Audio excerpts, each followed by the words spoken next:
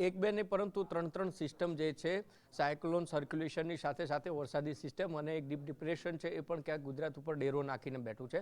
એના કારણે જ ઉત્તર ગુજરાતમાં અને બનાસકાંઠામાં સૌથી વધારે વરસાદ વરસે તેવી ભીતિ આ વખતે સેવાઈ રહી છે. વિંડી મારફતે આપણે સમજીએ.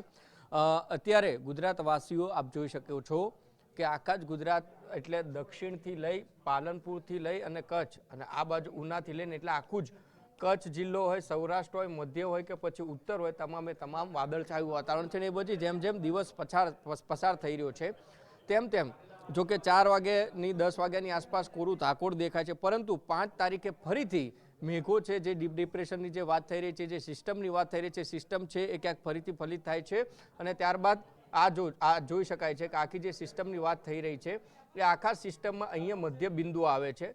અને આ મધ્ય બિંદુ જે છે એનો આખો જ જે ઘેરાવો જે છે, ઘેરાવો આગળ જેમ જેમ જતો જાય છે તેમ આ બનાસકાંઠા પાલનપુરનો જે વિસ્તાર છે, આમ રાજસ્થાનને અડીને પાલનપુરનો જે સરહદી વિસ્તાર છે ત્યાં સૌથી વધારે વરસાદ વરસે તેવું અનુમાન થઈ રહ્યું છે.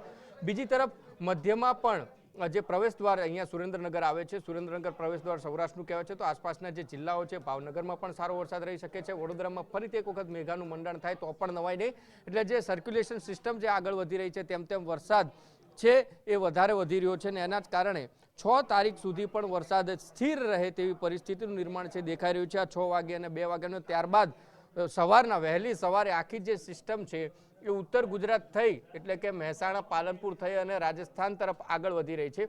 ત્યારબાદ સાંજે 5 વાગ્યા પછી 6 તારીખને સાંજે 5 વાગ્યા પછી છે ગુજરાતને આંશિક રાહત છે મળી શકે છે, પરંતુ સૌરાષ્ટ્રમાં નહીં પરંતુ ઉત્તર ગુજરાતમાં તો વરસાદ છે રહેવાનો, કારણ કે જે સિસ્ટમ ઉત્તર ગુજરાત તરફથી રાજસ્થાન તરફ જે જઈ રહી છે પાલનપુરમાં અને ઉત્તર ગુજરાતમાં સૌથી ભારે વરસાદ લઈને આવે તેવી ભીતિ સેવાઈ રહી છે. અને મધ્ય ગુજરાતમાં ક્યાંક લોકોને આંશિક રાહત મળશે, પરંતુ 7 તારીખ સુધી તો અહીંયા પણ વરસાદ છે, છૂટો છવાયો વરસાદ રહેવાનો છે, જેમાં ભાવનગરમાં પણ સૌથી વધારે વરસાદ વરસે અને વડોદરા, સુરત સુધી વરસાદ રહે તેવું અનુમાન છે એ કરવામાં આવી રહ્યું છે. એટલે કે આજે 4 તારીખ, 5, 6 અને 7 તારીખ સુધી ગુજરાતમાં લોકોએ સાવચેત રહેવાની જરૂર છે.